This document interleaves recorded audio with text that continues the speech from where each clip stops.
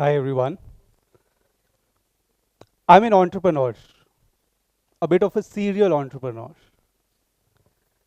One of the most asked questions for me is, how did you start the business?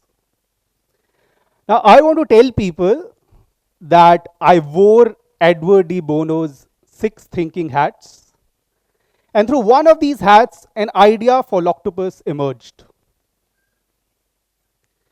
And then I implemented the 7 habits of highly effective people of Stephen Covey, worked at it for 10 years, and made it a success.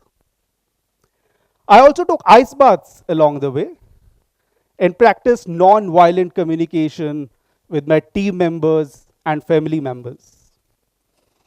However, none of this is true.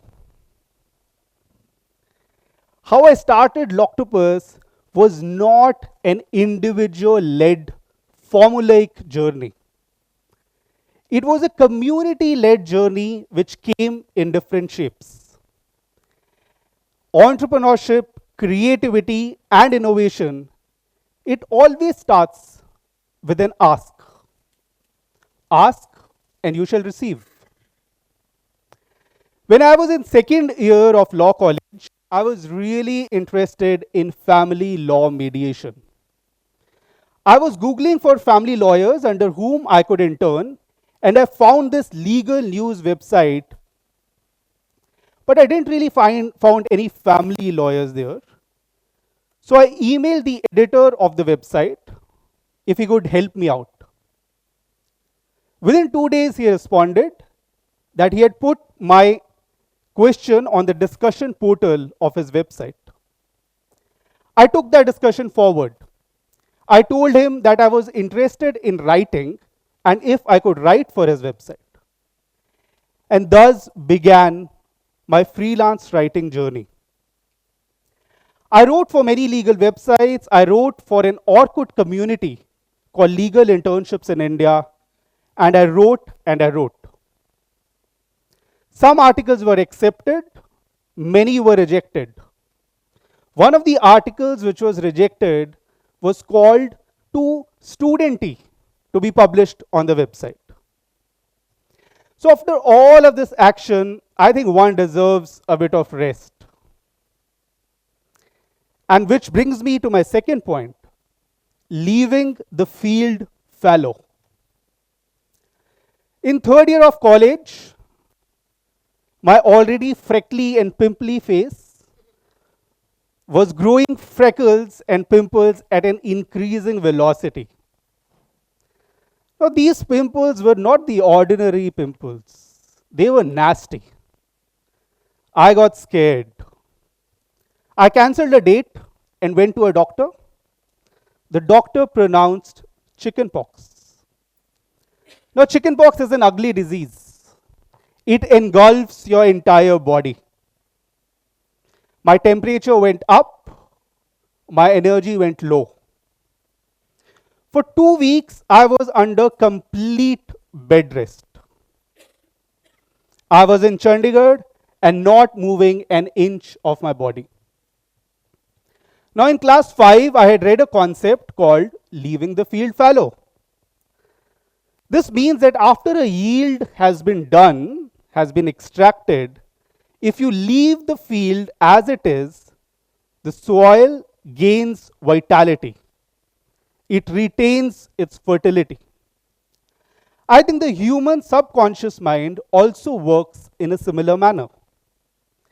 When I was under a 2-week bed rest, this idea for a website for law students, just like there were websites for lawyers and law firms for whom I was writing for, emerged.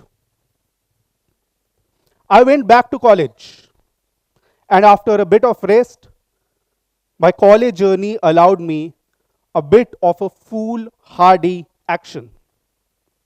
In college, you can be endearingly foolish. You can be scarily foolish. You can be innovatively foolish as well.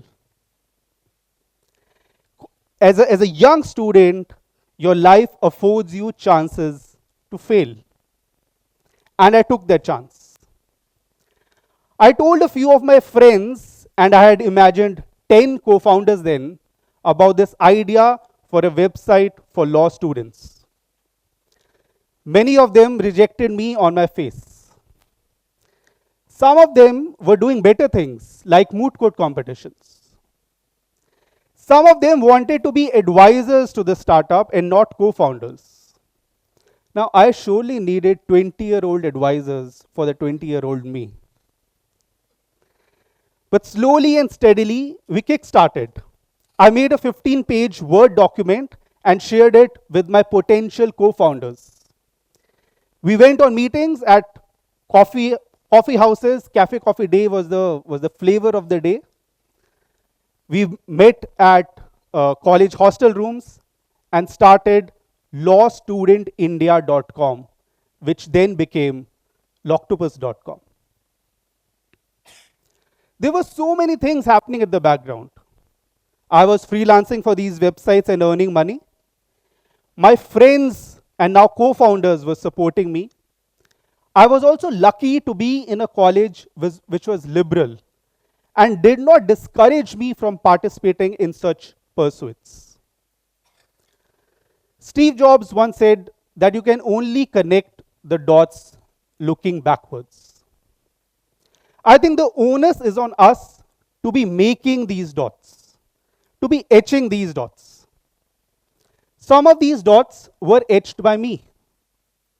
I was doing freelance writing. I was enrolling people into my business idea. Some of the dots were etched by other people, my friends who were supporting me, or the workers at coffee shops who were serving us. And some of the dots were already provided by the society, by the system that we had. For example, the college, the liberal college that I had. So the idea which I want to leave all of you with is this. It takes a village to raise a startup. Innovation, creativity, entrepreneurship is not an individual-led phenomena. It's a community-led phenomena. Thank you.